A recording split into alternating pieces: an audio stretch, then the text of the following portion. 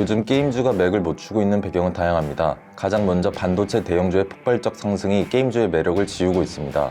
또한 과거 게임주에 대한 안 좋은 기억 때문에 투심도 움츠러든 상태입니다. 무엇보다 게임의 경쟁 상대가 이제 다른 게임이 아닙니다. 인스타그램, 틱톡, 유튜브, 넷플릭스 같은 대체제들이 게임과 함께 사용자의 여가 시간을 나눠 갖는 상황입니다. 이용자의 게임 플레이 시간이 줄고 있다는 것입니다.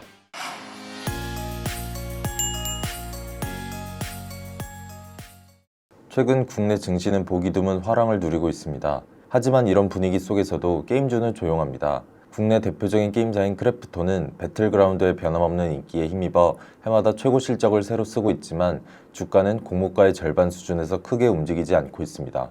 올해 들어 신작 3개를 연속 흥행시킨 넷마블 주가도 좀처럼 힘을 쓰지 못하고 있습니다. NC소프트 주가는 역작 아이온2 출시 직후 20% 가까이 폭락했습니다. 왜 시장이 이토록 뜨거운데 게임주는 반응하지 않을까요?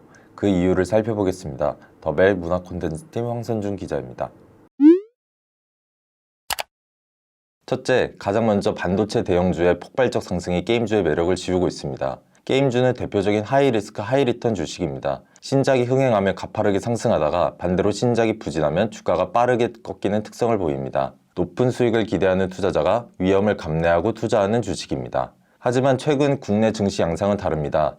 이달 기준 국내 시가총액 1위 주식인 삼성전자 주가는 3개월 만에 약 66% 상승했습니다. SK하이닉스는 HBM 특수로 1년 만에 10만원대에서 60만원대까지 치솟았습니다. 이런 상승세는 과거 모바일 리니지 시리즈 출시 당시 NC소프트가 보여준 급등에 비견됩니다. 투자자 입장은 단순합니다. 더 많은 수익을 기대할 수 있고 더 위험도가 낮은 종목을 선택한다는 것입니다. 이 논리가 작동하면서 증시 자금이 반도체로 몰리고 게임주는 상대적으로 매력이 떨어져 보이는 상황이 됩니다. 둘째, 과거 게임주에 대한 기억이 투자 심리를 움츠러뜨리고 있습니다. 2020에서 2021년 게임주는 코로나 팬데믹에 따른 호황기를 맞이했습니다. NC소프트는 100만원을, 크래프톤은 50만원을, 넷마블은 20만원을 넘겼습니다. 그러나 얼마 가지 않아 급락이 이어졌습니다. 현재 NC소프트와 크래프톤은 20만원대, 넷마블은 5만원대에 머무르고 있는 실정입니다. 이 시기에 손실을 본 개인 투자자가 많았고 이 기억의 상처가 현재 게임주 투자 심리를 가장 강하게 막고 있다는 분석이 나옵니다.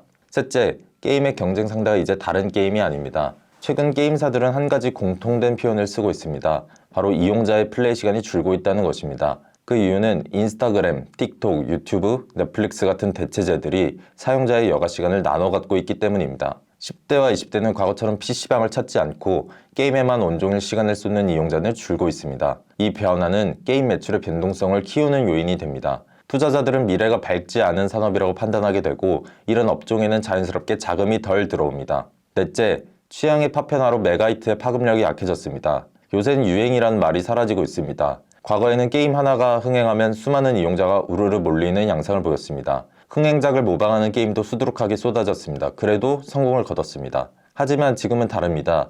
이용자들은 흥행 게임이 나와도 유행을 따라가기보다 자신의 취향을 고수하는 경향이 짙어졌습니다. 모두가 같은 게임을 즐기는 시대는 끝났다는 얘기가 나옵니다. 취향이 세분화되면서 히트작의 영향이 확산되지 않고 업종 전반을 끌어올리는 힘도 약해졌습니다. 마지막으로 국내 게임사는 모바일에 강하지만 글로벌 시장은 콘솔 중심입니다. 국내 게임사는 오랫동안 모바일에서 강세를 보여왔습니다. 짧은 플레이 세션과 자동 전투, 이용자 간의 경쟁 구조는 한국 이용자에게 적합했습니다.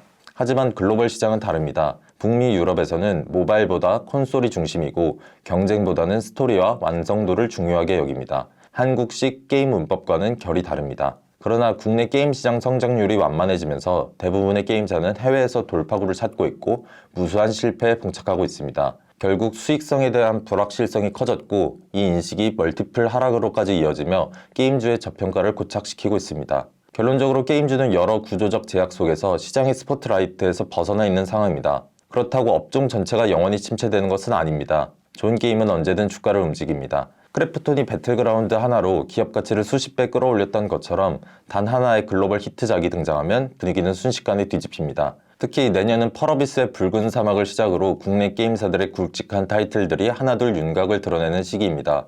투자자 입장에서는 신작 트레일러, 실제 게임 플레이 영상, 글로벌 테스트 반응을 면밀히 살핀 뒤 신중하게 투자를 결정한다면 좋은 기회를 잡을 수 있으리라 생각합니다. 지금까지 더벨 황선중이었습니다. 감사합니다.